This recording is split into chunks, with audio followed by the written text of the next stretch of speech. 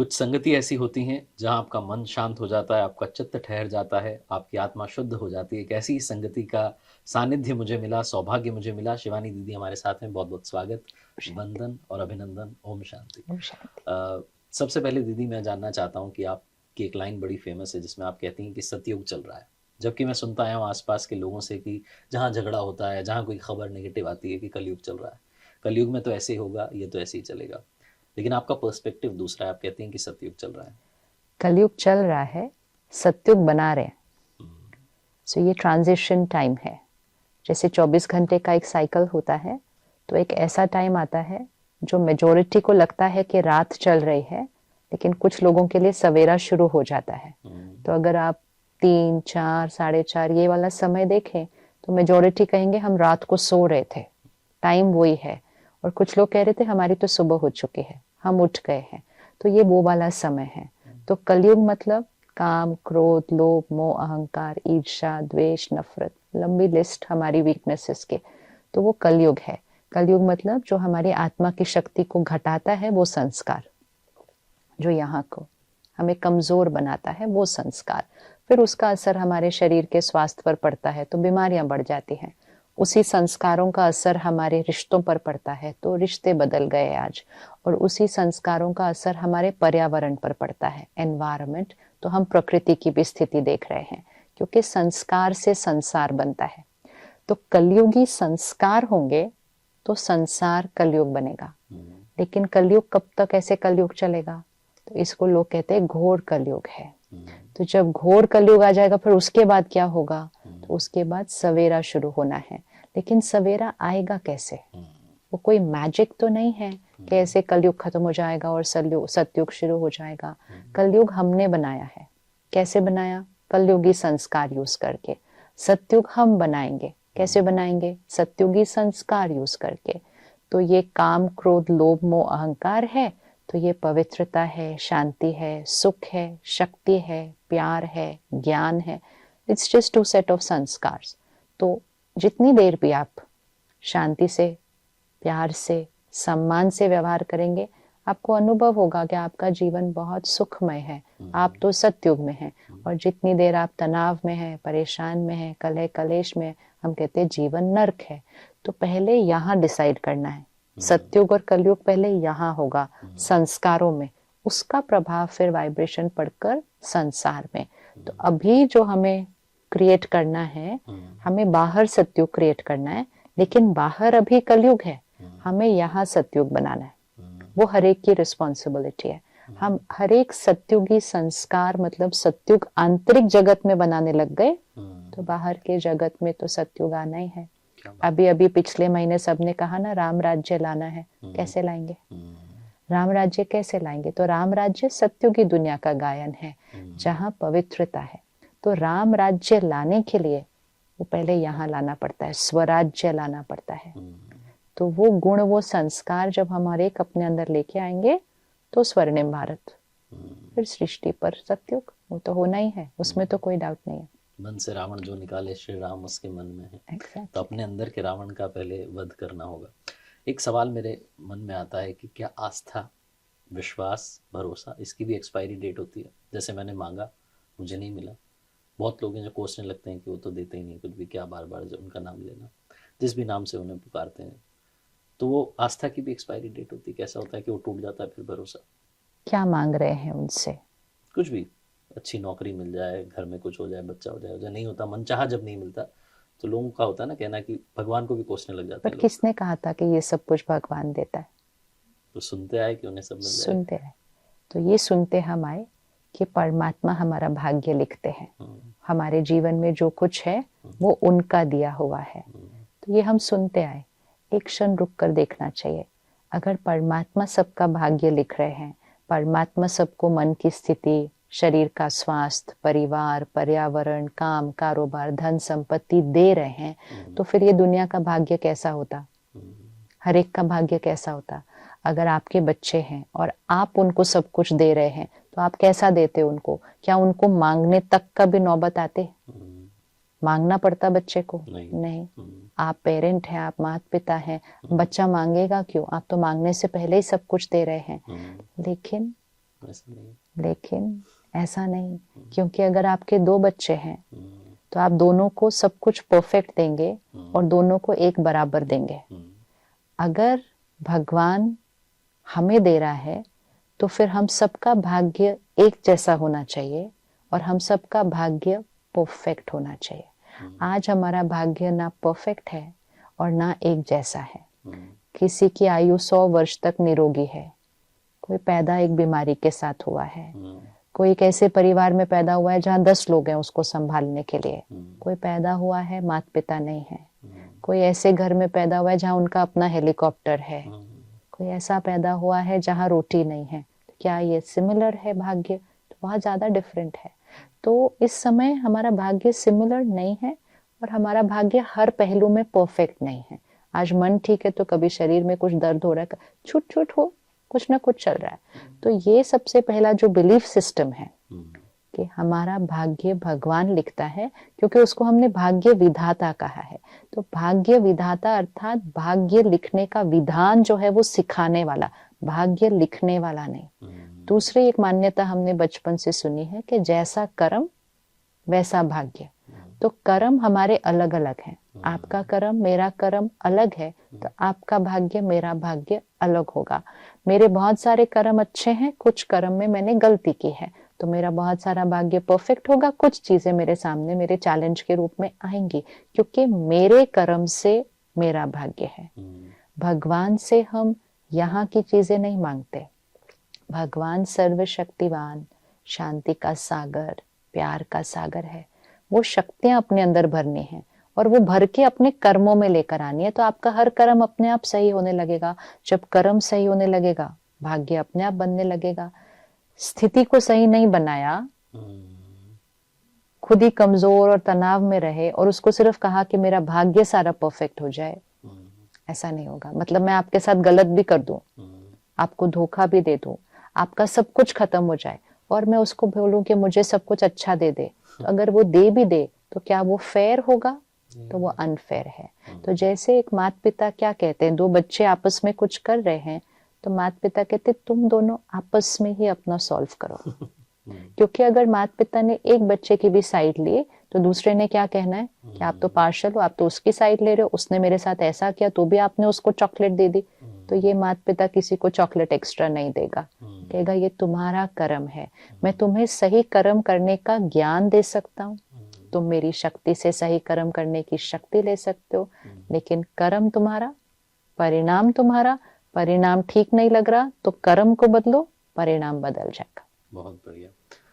मैं एक सवाल मेरे मन में काफ़ी दिनों से है कि आजकल के जो यंगस्टर्स हैं उनमें पेशेंस की कहीं ना कहीं कमी है, बहुत जल्दी फ्रस्ट्रेट हो जाते हैं, चाहे जॉब की बात करें चाहे रिलेशनशिप की बात करें।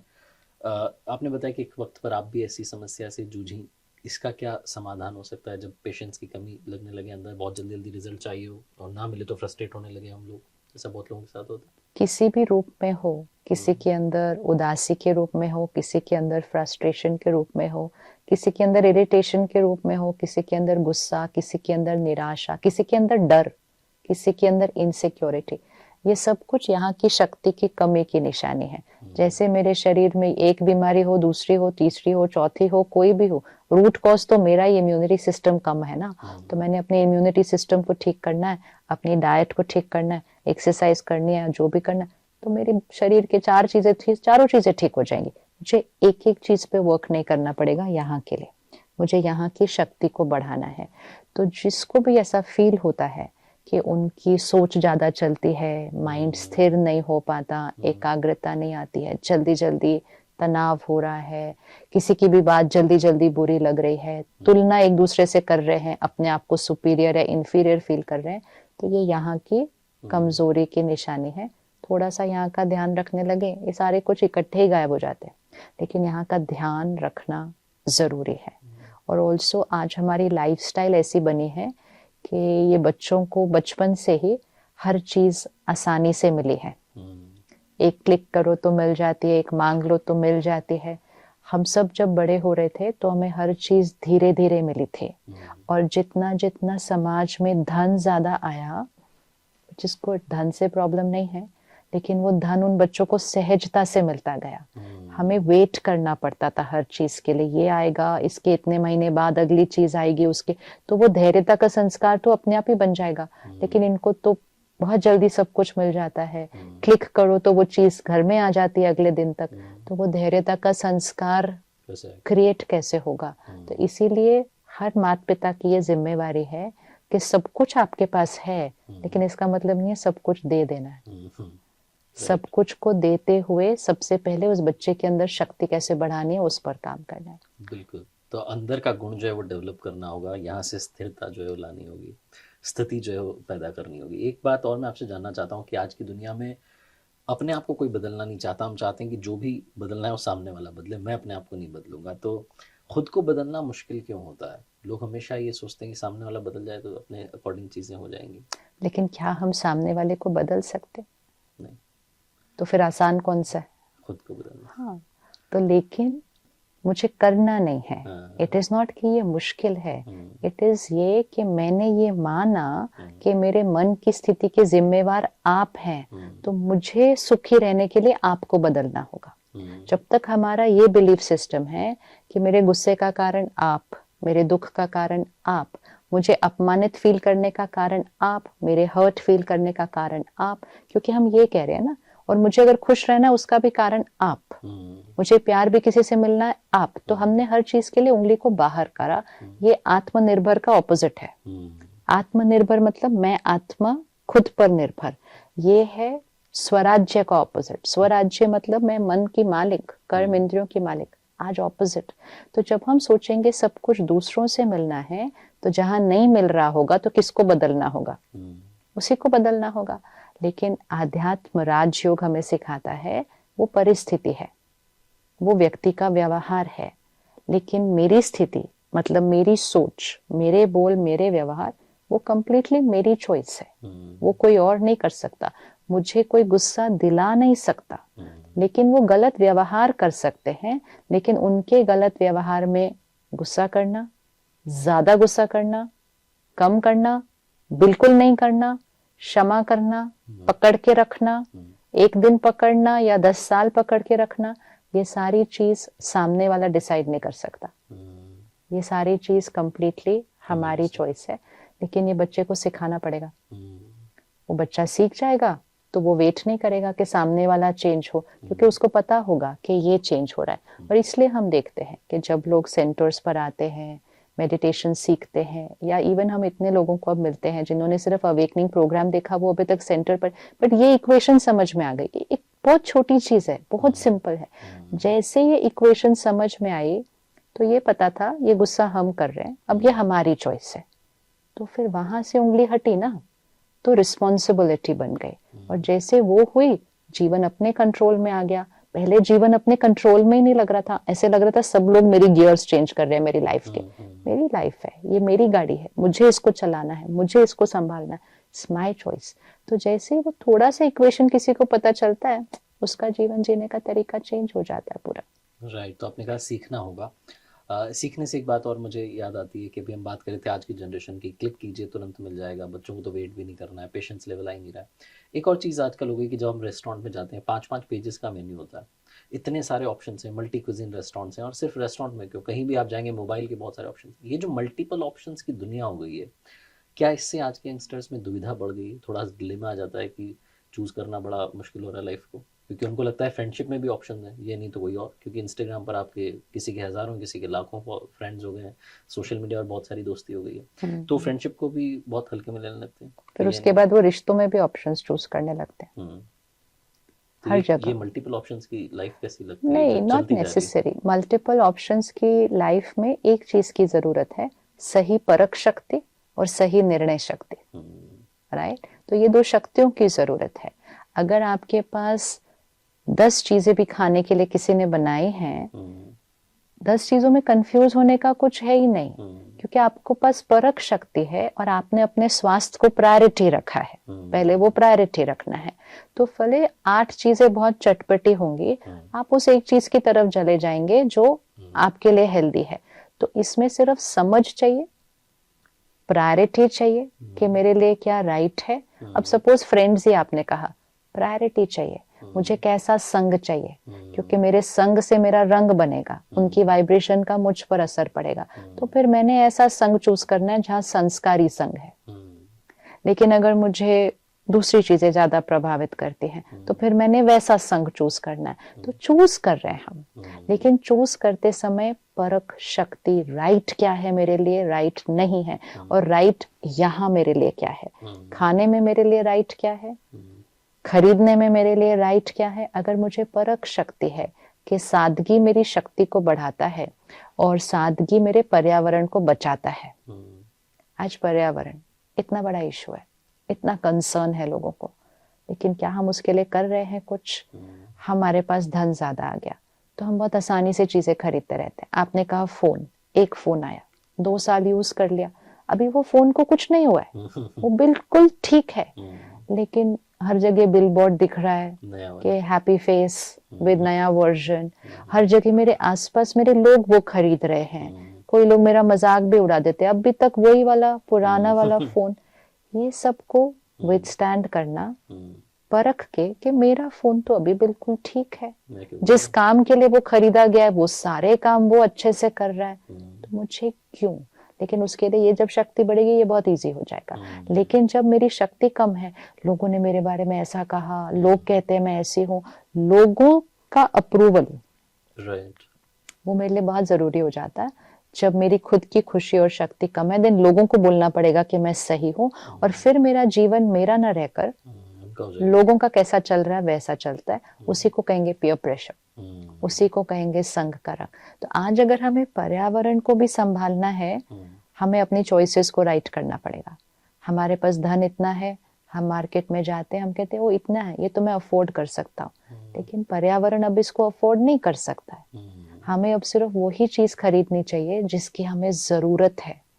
अगर हम सब जरूरतों के लिए खरीदेंगे, हम इस सृष्टि को संभाल लेंगे। इच्छाओं के लिए खरीदेंगे, बोर हो रहे हैं इसलिए खरीदेंगे, या सबने खरीद लिया है इसलिए खरीदेंगे, तो फिर इस सृष्टि को हम कैसे संभालेंगे? ये आपने बोर होने वाली बात कही, तो इसी पर मैं एक बात आपसे करना चाह रहा था कि बच्चों को देखें, मेरा 1 साल का बच्चा है अभी, तो उसको देखता हूँ तो एक खिलौना ला के दिया, वो अगले दिन ही उससे दूर हो जाता है। बड़ों को भी देखें तो वही हो रहा है कि बहुत जल्दी ऊबने लगे हैं। हमें ऐसा लगता है कि सब कुछ वही, मैंने कहा मल्टीपल ऑप्शंस हैं। तो एक मैंने लाइन लिखी थी कि मत मिला करो उनसे ज़रूरत से ज़्यादा, कहीं जादू खत्म ना हो जाए। तो ज़िंदगी का जादू खत्म ना हो जाए, किसी भी चीज़ को लंबे समय तक कैसे एंजॉय किया। जैसे अभी आप फ़ोन की बात कर रही थी कि 1 साल 2 साल के बाद तुरंत, कुछ लोग तो 6 महीने में बदल लेते हैं। तो ये जो ज़िंदगी का जो जादू ये ख़त्म ना हो, इसकी एसेंस बची रहे, बनी रहे, उसके लिए क्या करना चाहिए? उसके लिए सिंपल बात है, आपको ये पता हो कि जादू बाहर है ही नहीं। आप जादू बाहर ढूंढ रहे हैं। जादू मतलब वो खुशी आप बाहर ढूंढ रहे हैं, आप सुख वो बाहर ढूंढ रहे हैं। वो चीजें हैं, वो चीजें सुख और खुशी देने के लिए बनाई नहीं गई थी। फोन खुशी देने के लिए नहीं बनाया गया था, फोन तो कम्युनिकेशन के लिए बनाया गया था। जब मुझे याद रहेगा कि वो कम्युनिकेशन के लिए बनाया लेगा, तो मैं उसको तब तक यूज करूंगी जब तक वो कम्युनिकेशन मुझसे हो रही है। लेकिन अगर मैंने सोचा ये मुझे खुशी देने के लिए बनाया गया, तो मैंने सोचा अब ये पुराना हो गया, नया आएगा तो मेरी खुशी बढ़ जाएगी। अगेन वो एक ही बात पर आता है कि हम यहाँ का ध्यान नहीं रख रहे। फिर जब मेरे खुशी का मैंने ध्यान नहीं रखा, तो मैं उसको कहीं तो ढूंढूं ना, कहीं तो ढूंढूं, कहीं से तो खरीदूं। तो कुछ देखने से, कुछ सुनने से, कुछ पढ़ने से, कुछ, मैं भूल गई मैं आत्मा हूँ जिसका निज संस्कार शांति है, निज संस्कार खुश और सुख है। मैंने सोचा मैं ये सब हूँ, और मुझे लगा इन सब चीजों से मुझे बाहर से खुशी अंदर लेकर जानी है। तो खाने से, पीने से, देखने से, सुनने से, छूने से, पहनने से मैंने उसमें खुशी ढूंढी है।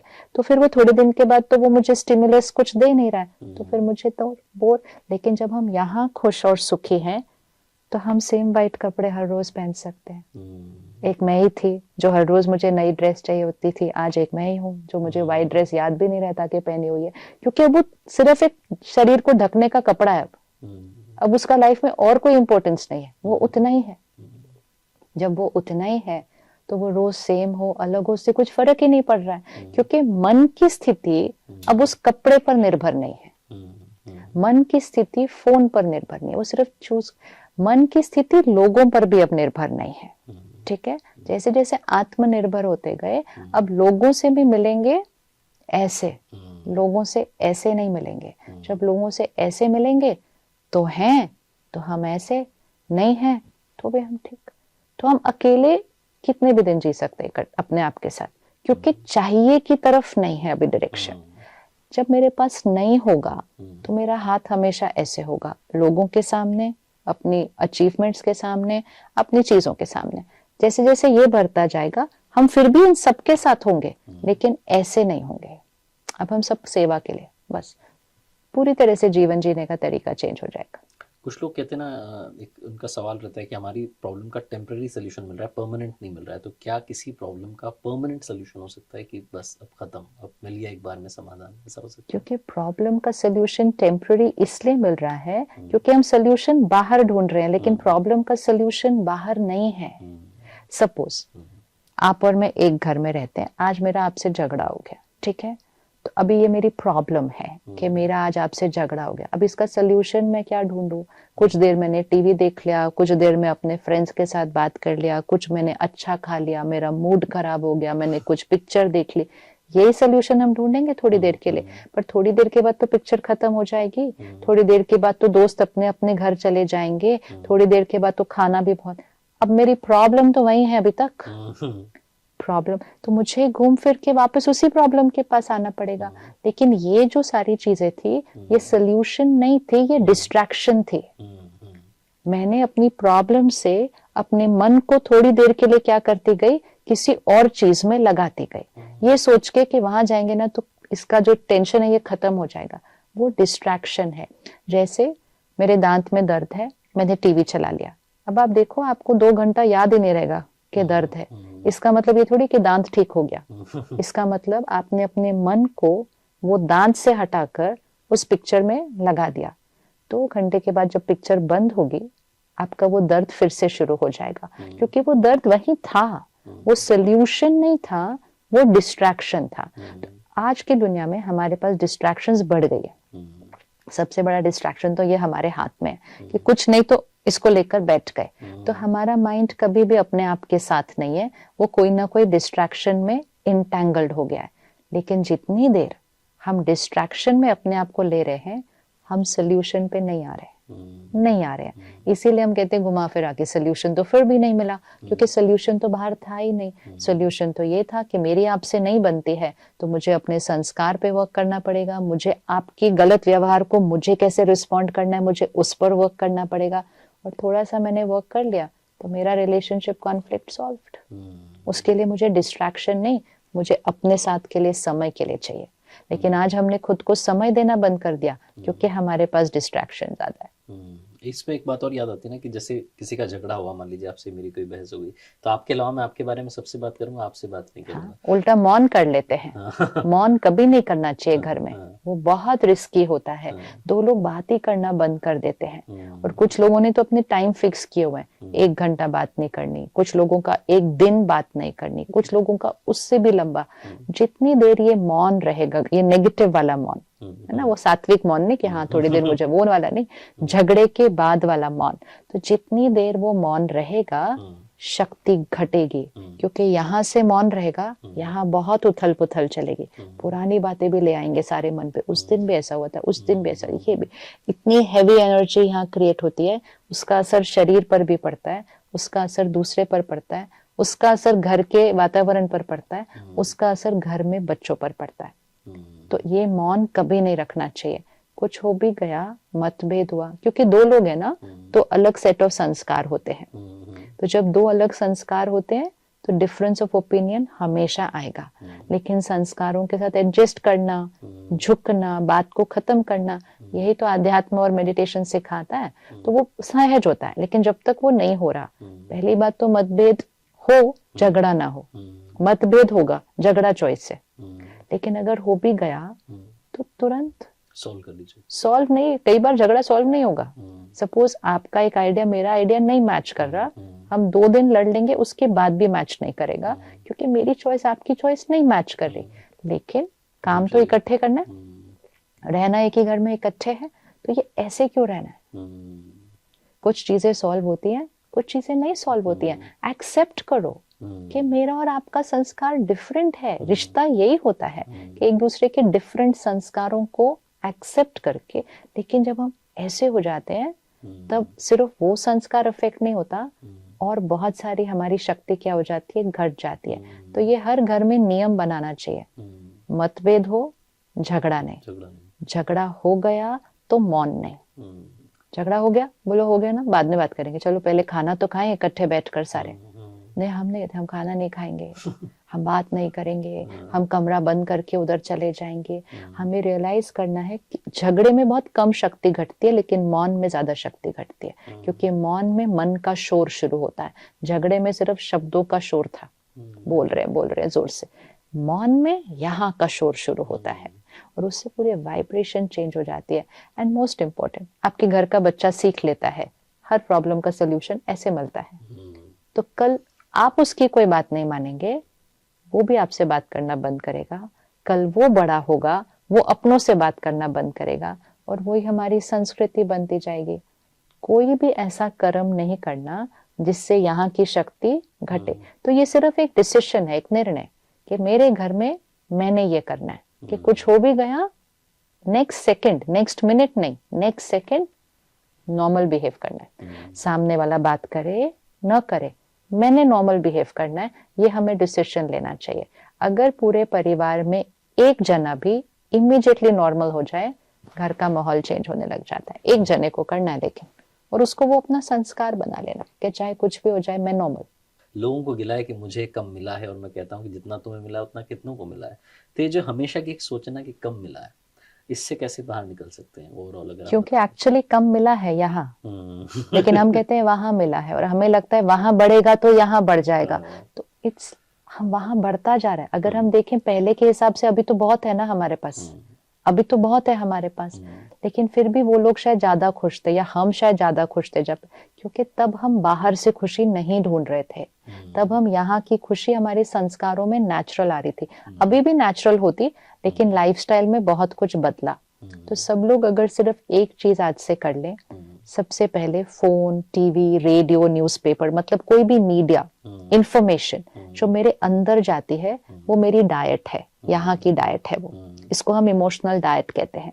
अगर इस इमोशनल डाइट में काम, क्रोध, लोभ, मोह, अहंकार, हिंसा, नफरत, ये सब है जो मेरे अंदर यहाँ जा रहा है, तो वही मेरे संस्कार बनाएगा। पहले तो उस कंटेंट को रिस्ट्रिक्ट कर दीजिए। दूसरा, हर रोज 15 मिनट वो कंटेंट अपने अंदर डालिए जिसके अंदर विश्वास है, सम्मान है, प्यार है, शक्ति है, खुशी है। तो जंक फूड अगर खाना है तो जंक फूड को कम करो और हेल्दी फूड 15-20 मिनट रोज खाओ। आप खुशी को बाहर नहीं ढूंढेंगे उसके बाद। क्या बात है। इसी बात पर एक सवाल अध्यात्म से जुड़ा हुआ कि बहुत सारे लोग कहते हैं कि मेडिटेशन कर लीजिए, उन्हें पता चल जाता है, वो बैठ भी जाते हैं, प्रोसेस भी पता कर लेते हैं, लेकिन जैसे ही ध्यान में बैठते हैं बहुत सारी मन की तरंगें इधर से उधर पहुंच जाती हैं। और गीता जी में कहा गया है कि जो अर्जुन कहते हैं भगवान श्री कृष्ण से कि मन जो है वायु के वेग से भी तेज दौड़ रहा है, तो इसको कैसे शांत कर सकते हैं, इसकी स्पीड को कैसे कंट्रोल कर सकते हैं? सबसे पहले मेडिटेशन वो चीज नहीं है जो ऑनलाइन जाके सीखी जा सकती है, इसको आना चाहिए। आप आओ, एक ऐसे ना वातावरण में आओ जहाँ सब लोग कर रहे हैं, है ना। मेडिटेशन एक वाइब्रेशन है। शुरू शुरू में मेरे पास वो वाइब्रेशन नहीं है, अर्थात वो शक्ति मेरे पास नहीं है, लेकिन जब मैं ऐसे संगठन में जाती हूँ जहाँ सारे कर रहे हैं, पहले मैं उनसे सीखती हूँ कि कैसे करना है, फिर मैं सबके बीच करती हूँ। एंड मोस्ट इम्पोर्टेंट, सेंटर्स पे हम देखते हैं कि सेंटर के वातावरण में आके करना आसान हो जाता है, क्योंकि सेंटर के वातावरण में स्थिरता है। घर के वातावरण में वो उथल पुथल है, तो वाइब्रेशन भी बहुत ज्यादा मैटर करता है। तो सेंटर का वातावरण, संगठन की शक्ति और वहां मुझे सिखाने वाला कोई, अगर मुझे ये शुरू में मिल जाता है तो फिर मैंने मेडिटेशन सीखना और वहां करना इजी हो जाता है। उसके बाद घर पे करना इजी है। अगर मुझे गाड़ी चलाना सीखना है तो मैं ऑनलाइन पढ़ के तो नहीं सीखती, मैं किसी के साथ सीखती हूँ, कोई मुझे सिखाता है। गाड़ी भी वैसे वाली होती है जिसको कंट्रोल किया जा सकता, थोड़े दिन ही सीखना होता है उस किसी के साथ, उसके बाद हम जीवन भर गाड़ी चलाएंगे। मेडिटेशन भी ऐसा ही है। तो एक बार सेंटर पर आइए, सीखिए, आसपास जो लोग कर रहे हैं उनके अनुभव से सुनिए, उस वातावरण में कीजिए। कुछ दिनों के बाद आपके लिए वो सहज हो जाएगा। मेडिटेशन ये नहीं है कि चुप करके ऐसे आंख बंद करके बैठ गए और कुछ नहीं सोचा, ये मेडिटेशन नहीं है। कुछ नहीं सोचा कभी हो नहीं सकता। सही सोचना, कम सोचना, वो मेडिटेशन में हमें सिखाया जाता है, तो वो सीखना चाहिए। एक बात आप कहते हैं कि सुबह की शुरुआत अच्छी होनी चाहिए, तो क्या 5 ऐसे तरीके आप बताना चाहेंगे हमारे व्यूअर्स को जिससे अपने दिन की सही परफेक्ट शुरुआत कर पाए? उससे पहले रात का अंत सही होना चाहिए, क्योंकि बहुत लोग सुबह का प्लान बहुत अच्छा बनाते हैं लेकिन अगर सही सोए नहीं होते तो वो सुबह का प्लान वर्क नहीं करता है। सोचते हैं सुबह 5 बजे उठना, लेकिन रात को 12 बजे सोते हैं, तो वो सुबह का कुछ भी प्लान बनता नहीं है ठीक से। इसलिए ज्यादा ध्यान पहले रात को सोने की तरीके पे। आज हम में से मेजोरिटी लोग सही नहीं सो रहे हैं, ज्यादा सो रहे हैं, गहरा नहीं सो रहे, डीप स्लीप नहीं है। तो सोने का समय 10 बजे तक गहरी नींद में होना चाहिए। उसके लिए हमें 7 बजे तक खाना खा लेना चाहिए, हल्का खाना, जल्दी खाना, ताकि डाइजेशन, पाचन सोने से पहले हो चुका है, ताकि नींद में नहीं डाइजेशन होना। तो एक काम खत्म हो गया पहले ही जागृत अवस्था में। दूसरा, जो लोग वर्किंग हैं उनको 8 बजे तक अपने काम से डिस्कनेक्ट कर लेना चाहिए। सोने तक काम करते हैं यहाँ पर, ईमेल, फोन, मैसेजेस, फिर अगर हम लेट भी गए, सो भी गए, ये फिर भी काम करता है, क्योंकि हमने इसको सोने तक काम दिया है। यहाँ तक कि नींद अगर खुली बीच में तब भी चेक कर लेते हैं कि कोई और ईमेल, और फिर सो जाते हैं। ईमेल पढ़ा और सो गए तो ये सो रहा है, इसको तो काम दे दिया। फिर जब सुबह उठते हैं, उठने का मन नहीं करता, थका हुआ फील होता है, मन थका हुआ है, शरीर की चार्जिंग तो हो गई है। सुबह सुबह भी अगर हम लोगों को देखें तो थके हुए दिखाई देते हैं आजकल, फ्लाइट में, ट्रेन में, बस में। सुबह के टाइम पे भी नींद आ रही है, बैठे बैठे झुटका आ रहा है, नींद की कमी। तो जल्दी सोना, सोने से 2 घंटा पहले काम से डिस्कनेक्ट करना, और सोने से 10 मिनट पहले का समय अपने लिए रखना, अच्छा कुछ पढ़ना। तो आध्यात्मिक कंटेंट सोने से पहले जरूर लेने की जरूरत है, नहीं तो सोने से, बच्चे स्पेशली पढ़ते बहुत है, मेहनत बहुत करते हैं, फिर रात को उनका अपना टाइम होता है थोड़ी देर, तो वो फोन उठा लेते हैं, बेड में ले लेते हैं फोन, कोई है भी नहीं, सब अपने अपने कमरे में गए। अब कहते हैं हम सिर्फ 15 मिनट देखेंगे, वो डिजाइन भी वैसा है कि वो बहुत एडिक्टिव है। तो 15 मिनट सोचते हैं, 1 घंटा बीत जाता है, पता ही नहीं चलता, तो समय गया। दूसरा, भरा क्या, कोई हॉरर, कोई थ्रिलर, कोई वायलेंस, कोई ये भर के सोएंगे तो एंजाइटी नहीं होगी तो क्या होगा।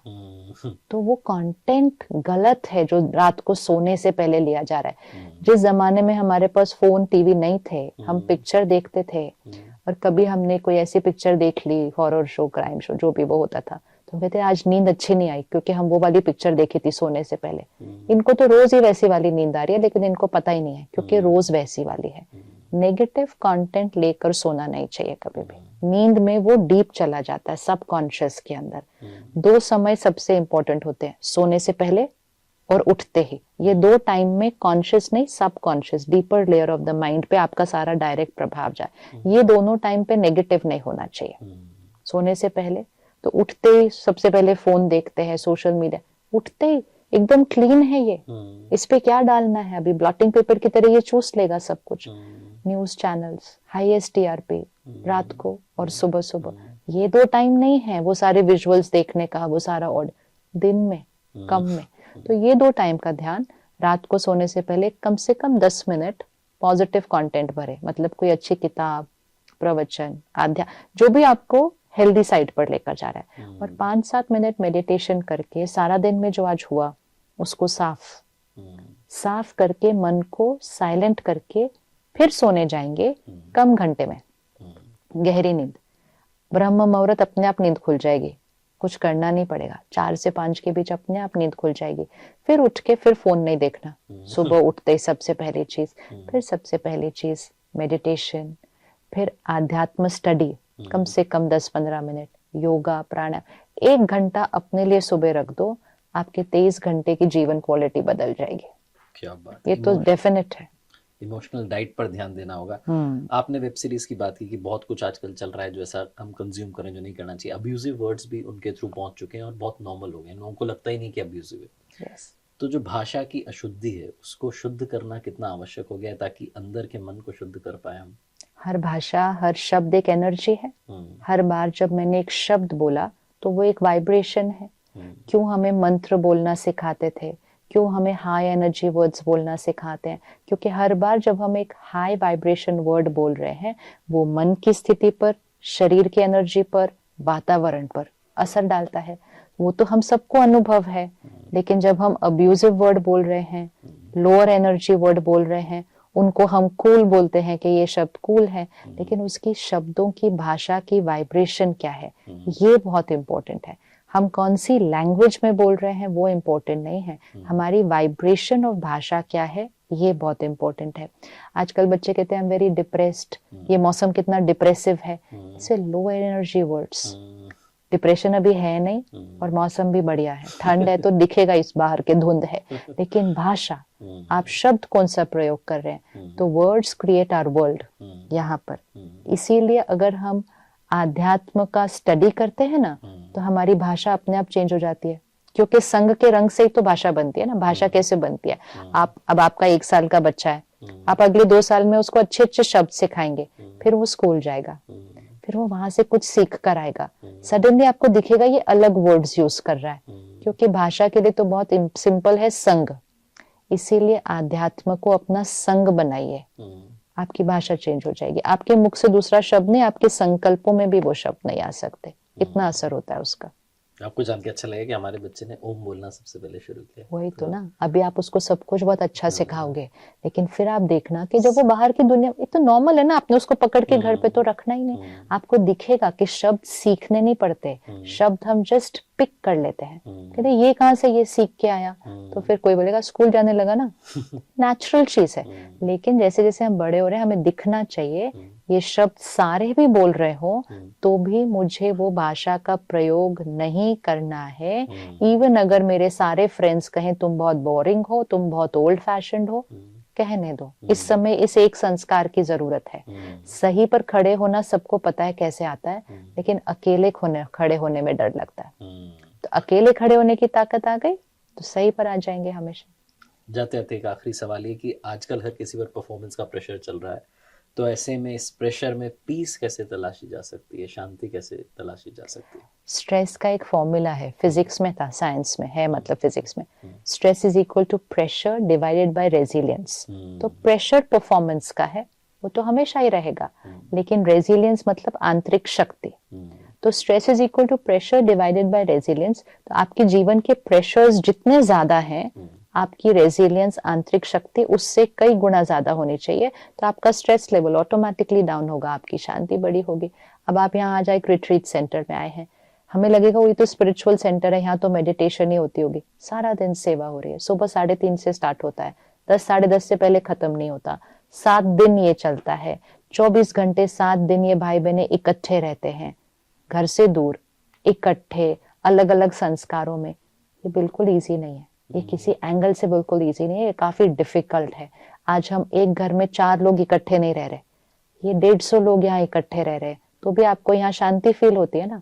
ये तो इनका घर है, आप उस घर में आए हैं जहाँ 150 लोग 365 दिन 24 घंटे इकट्ठे रहते हैं। हम लोग घर में 4 रहते हैं, उसमें भी सुबह से शाम हम बाहर होते हैं, तो भी हमारे घर में कितनी, सिर्फ इसलिए क्योंकि इन्होंने सुबह का 1 घंटा अपने लिए रखा। 1 घंटा सुबह अपने आप को एनर्जाइज कर लिया, मतलब वो जो डिनोमिनेटर है रेजिलियंस, उसको बढ़ा लिया। प्रेशर कितना भी हो, रेजिलियंस बढ़ गई, स्ट्रेस फैक्टर डाउन हो जाएगा। तो हम उस पर काम करते हैं, आध्यात्म रेजिलियंस पे काम करता है। आध्यात्म, मेडिटेशन, योगा, प्राणायाम, ये सारी चीजें रेजिलियंस पे काम करती हैं। रेजिलियंस पे वर्क करो, इससे ज्यादा प्रेशर हैंडल कर सकेंगे। क्या बात है, अद्भुत आज की वार्तालाप रही और गपशप विद कार्तिक का आप हिस्सा बनी। माय एफएम पर हम कहते हैं चलो अच्छा सुनते हैं। आपने बहुत बहुत बहुत अच्छा सुनाया, उसके लिए बहुत बहुत धन्यवाद, आभार और बहुत बहुत धन्यवाद। आप सभी का भी धन्यवाद जिन्होंने इस एपिसोड को पूरा देखा।